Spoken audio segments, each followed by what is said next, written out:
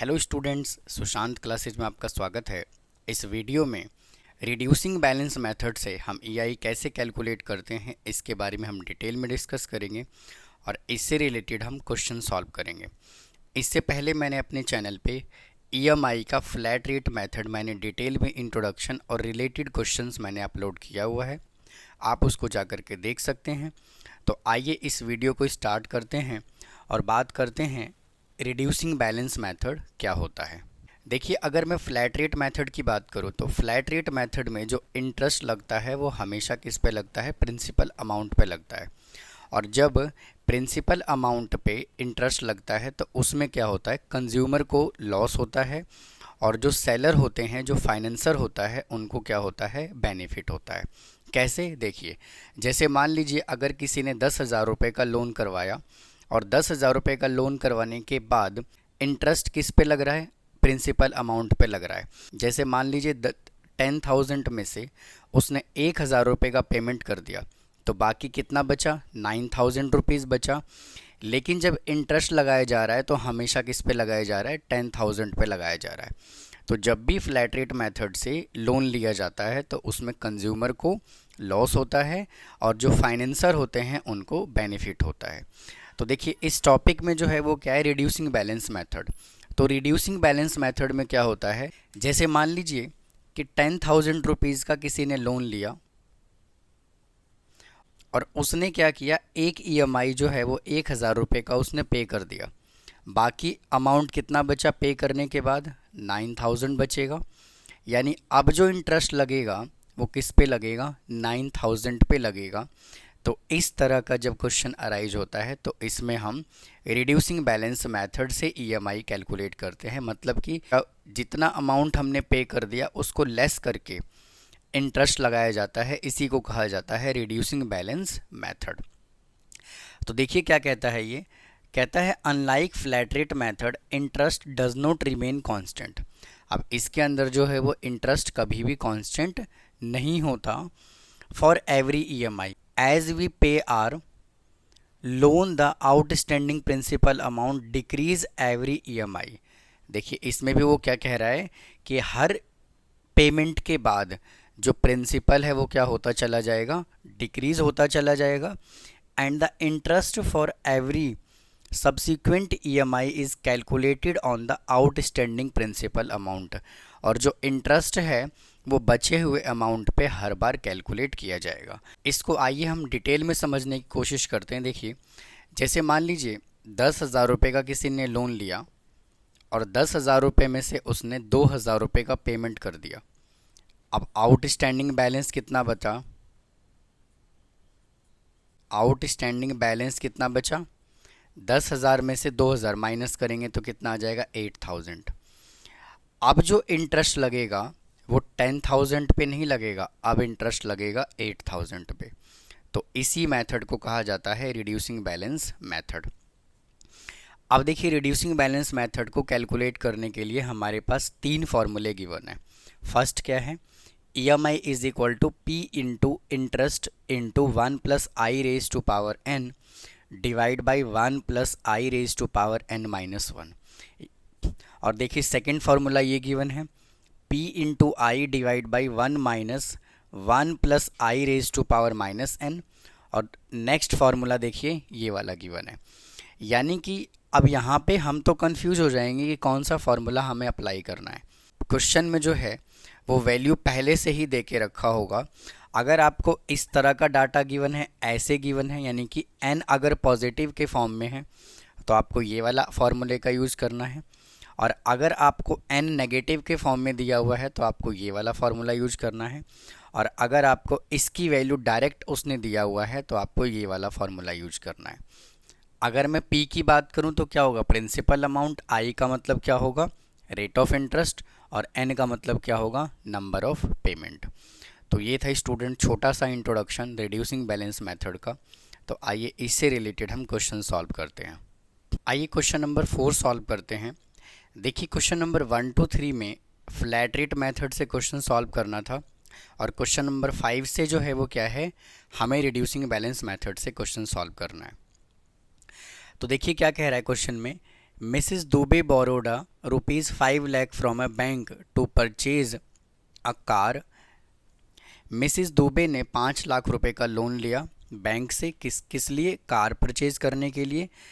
And decided to repay by the monthly instalment in 5 years, और उन्होंने ये decide किया कि इसको मंथली इंस्टॉलमेंट में पे किया जाएगा कितने साल तक, 5 ईयर्स तक। The bank charges interest 8% per annum compounded monthly. Bank जो है वो 8% पर एनम मंथली चार्ज कर रहा है। कैलकुलेट द ईएमआई, और हमें देखिए ये डाटा पहले से गिवन है। तो मैंने देखिए इंट्रोडक्शन पार्ट में आपको 3 फॉर्मूले मैंने बताए थे, और मैंने आपको कहा था कि जैसा भी डाटा हमें गिवन होगा उसके अकॉर्डिंग हमें फार्मूला अप्लाई करना होगा। तो देखिए यहाँ पे प्रिंसिपल अमाउंट कितना गिवन है, 5 लाख रुपीज़। तो पी यहाँ से कितना आ गया, 5 लाख रुपए। और देखिए क्या गिवन है, रेट ऑफ इंटरेस्ट है 8%, यानी कि आर कितना गिवन है, 8%। तो यहाँ से देखिए आई कैलकुलेट कर लेंगे, तो 8 डिवाइडेड बाई 100 इंटू, और देखिए क्या बोला हुआ है, मंथली बोला हुआ है, तो इसको क्या करेंगे 12 से कर देंगे डिवाइड। और जब आप इनको कैलकुलेट करेंगे तो जो भी वैल्यू यहाँ पे दे के रखा होगा वही आएगा बिल्कुल एज इट इज़, यानी कि 1 नहीं आएगा, यहाँ पे क्या आएगा 0.0067। यहाँ पे क्या लिखा है 1.0067, आपको नहीं लिखना। जब आप इसको कैलकुलेट करेंगे तो क्या आएगा 0.0067 आएगा। उसके बाद देखिए टाइम कितना गिवन है, टाइम गिवन है 5 ईयर्स, और उन्होंने मंथली पे किया है इसको। तो इसको क्या करेंगे 12 से कर देंगे मल्टीप्लाई, यानी 5 into 12 is equal to 60 monthly.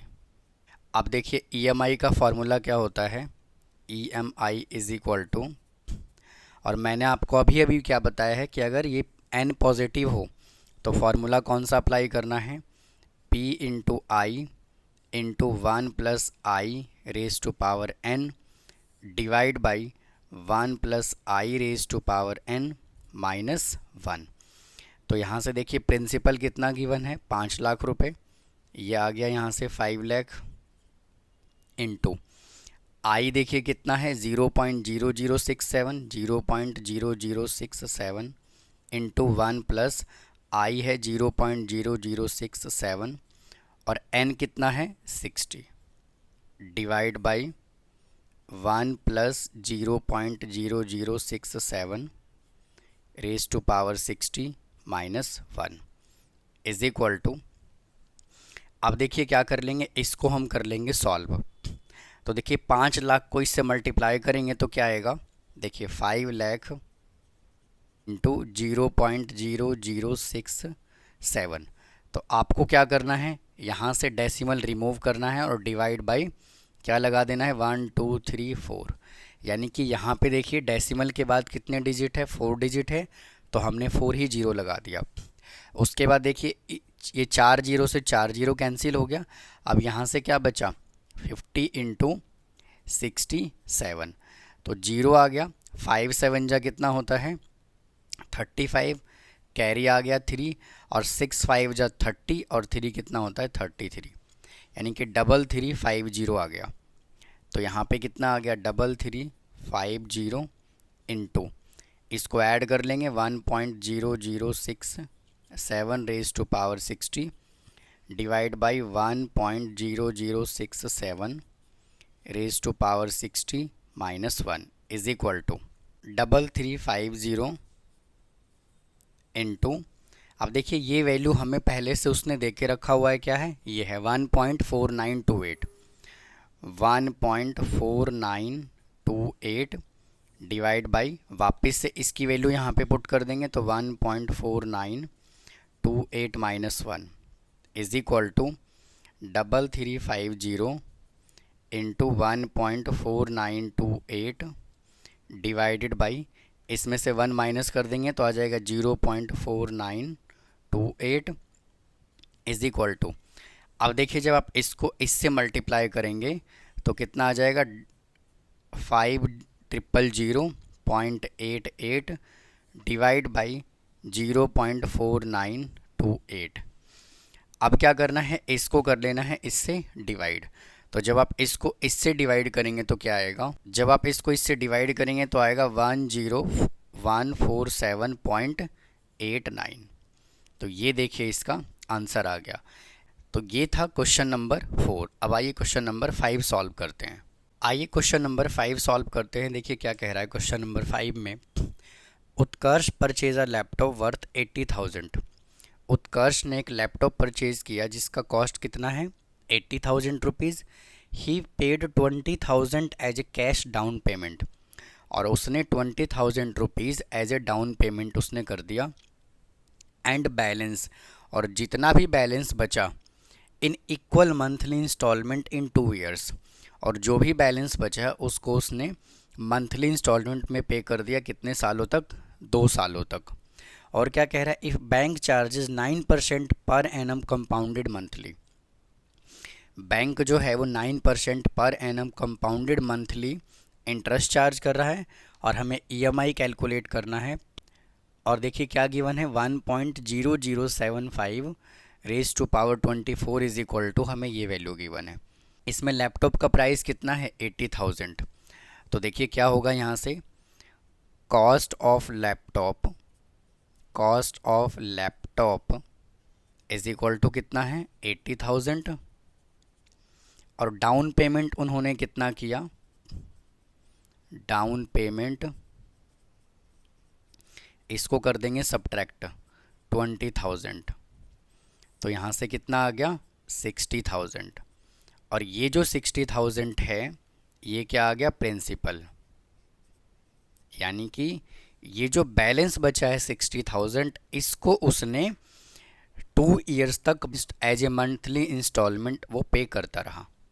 देखिए रेट ऑफ इंटरेस्ट कितना है, 9%। आर कितना है, 9%, is equal to i is equal to कितना आ जाएगा, 9 डिवाइडेड बाई 100 इंटू मंथली बोला है तो हम 12 से कर देंगे डिवाइड।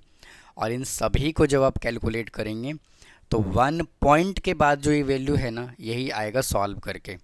तो क्या आएगा, 0.0075। और देखिए टाइम कितना गिवन है, टाइम इसके अंदर गिवन है 2 ईयर्स। 2 ईयर्स यानी कि मंथली बोला हुआ है तो 2 into 12 is equal to 24 monthly. अब देखिए यहाँ पर हम ईएमआई का कौन से वाला फार्मूला यूज़ करेंगे, एन यहाँ पे क्या गिवन है, पॉजिटिव गिवन है। तो देखिए EMI is equal to P into i into 1 plus i raise to power n divided by 1 plus i raise to power n minus 1। Principal यहाँ से कितना है, 60,000 इंटू, और आई कितना है, 0.0075, 0.0075 इंटू 1 प्लस 0.0075, और एन है 24 divided by 1 plus 0.0075 raise to power 24 minus 1। अब देखिए क्या करेंगे, इसको कर लेंगे हम सिंप्लीफाई। तो यहाँ से कितना है, देखिए 60,000 इंटू 0.0075, 0.0075। तो आपको क्या करना है, इसका डेसिमल हटाना है और आपको यहाँ पे 1 के बाद 40 लगा देना है। देखिए 40 से 40 कैंसिल हो गया। अब 75 को मल्टीप्लाई करना है 6 के साथ, 75 इंटू 6, तो 6 5 जा 30, कैरी आ गया 3, और 6 7 जा 42, और 3 कितना होगा, 45, यानी कि 450 आ गया। तो यहाँ पे आ गया 450 इंटू 1.0075। देखिए इसको ऐड करके लिखा, raise to power 24 divide by 1.0075 raise to power 24 minus 1।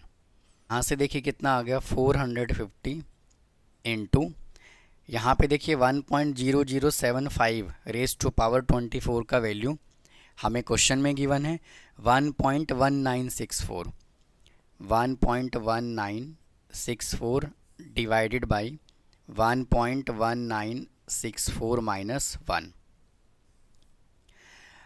देखिए जब आप इसको इससे मल्टीप्लाई करेंगे तो कितना आ जाएगा 538.38 डिवाइडेड बाई, इसको माइनस करेंगे तो आ जाएगा 0.1964 इज इक्वल टू।